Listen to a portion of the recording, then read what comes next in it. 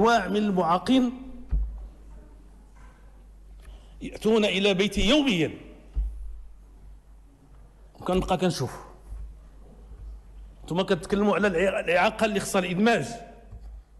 أنا كيجيو عندي أمهات حاملين أطفال لا يبدو أنهم من الممكن إلى نهاية أعمارهم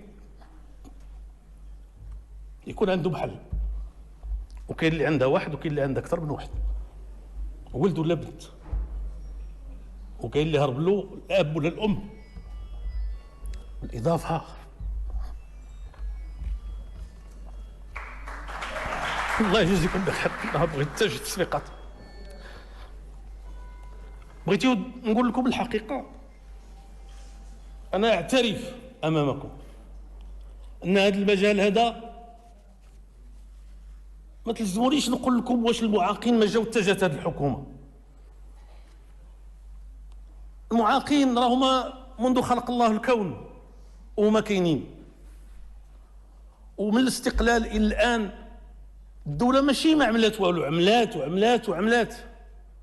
واش غتنساو المنظمات ديال المكفوفين؟ غتنساو هذا الشيء اللي كان قبل، ولكن باقي بدون شك ما عملناش بما فيه الكفاية.